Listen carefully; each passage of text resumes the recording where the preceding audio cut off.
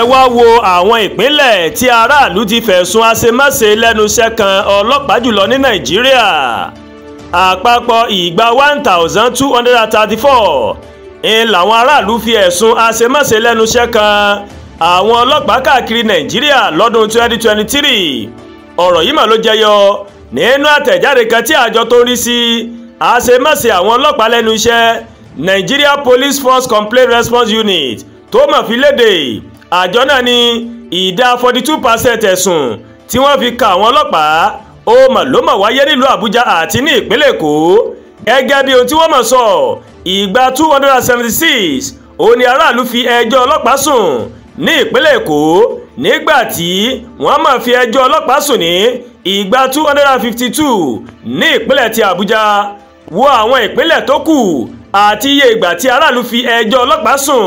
Ní ìpínlẹ̀ ti Rivers, aráàlú fi ẹjọ́ ọlọ́pàá sùn nígbà 96. Delta, aráàlú fi ẹjọ́ ọlọ́pàá sùn nígbà 67. Abia, aráàlú fi ẹjọ́ ọlọ́pàá sùn nígbà 60. Imo, aráàlú fi ẹjọ́ ọlọ́pàá sùn nígbà 50. Edo, aráàlú fi ẹjọ́ ọlọ́pàá sùn nígbà 47. Enugu, aráàlú fi ẹjọ́ ọlọ́pàá sùn nígbà 45. Ògùn, aráàlú fi ẹjọ́ ọlọ́pàá sùn nígbà 36. Ọ̀yọ́, aráàlú fi ẹjọ́ ọlọ́pàá sùn nígbà 31. Anambra, aráàlú fi ẹjọ́ ọlọ́pàá sùn nígbà 31. Akwa Ibom, aráàlú fi ẹjọ́ ọlọ́pàá sùn nígbà 25. Kaduna, aráàlú fi ẹjọ́ ọlọ́pàá sùn nígbà 24. Nasarawa, aráàlú fi ẹjọ́ ọlọ́pàá sùn nígbà 21. Kogi, aráàlú fi ẹjọ́ ọlọ́pàá sùn nígbà 20. Kano, aráàlú fi ẹjọ́ ọlọ́pàá sùn nígbà 17. Cross River, aráàlú fi ẹjọ́ ọlọ́pàá sùn nígbà 15.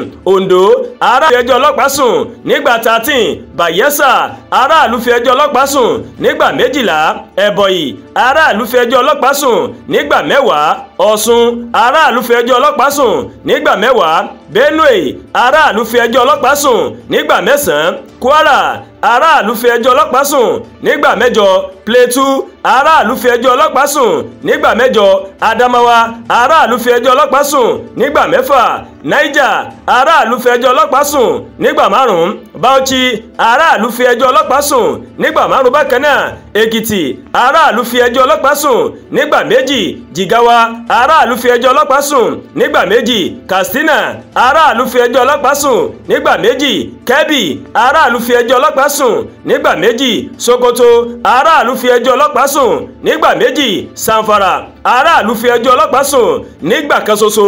Àtẹ̀jáde ọ̀hún ó mà tún fi hàn pé ọkùnrin ní ìdá 84% àwọn tó fi ẹ̀sùn kan ọlọ́pàá, nígbàtí ìdá àwọn obìnrin tó fi ẹ̀sùn kan ọlọ́pàá ó mà jẹ́ ìdá 30%. Àmọ́ ìdá 3 kò sọ bóyá ọkùnrin tàbí obìnrin làwọn. Lára àwọn ẹ̀sùn tí wọ́n mà fi kan ọlọ́pàá ó ní àṣìlò epo, ìdẹ́yẹsí àwọn obìnrin, gbígba owó lọ́wọ́ aráàlú lọ́nà àìtọ́ àti bẹ́ẹ̀ bẹ́ẹ̀ lọ o. Wàyí o, ẹ̀ka Complaint Response Unit níléeṣẹ́ ọlọ́pàá wọ́n mà ti sọ wípé òun kò ní fi ọwọ́ yẹpẹrẹ, òun ò ní fi mú gbogbo ẹ̀sùn tí aráàlú fi kan àwọn ọlọ́pàá náà. Àdúràgbà Olúwatóyìn ló ń kàròyìn sí létí o láti kàn ní Ẹ̀yà Yorùbá World TV. Bẹ́ẹ̀ ṣe ń wò wá, ẹ máa bá wa like, ẹ máa share, ẹ dẹ̀ máa comment. Ẹ má gbàgbé o láti bá wa subscribe sórí YouTube channel wa, kẹ́ wá bá tẹ notification bell láti lè máa mọ àwọn ètò wa lọ́kọ̀ọ́jọ̀kan tó bá ti gorí ìkànnì yìí. A kú ìsinmi àná o, a dẹ̀ kú ọ̀sẹ̀ tuntun. Àánú Ọlọ́run bá rèé yóò wá èmi àti yín rí lágbàdé lẹ́dùnmarè.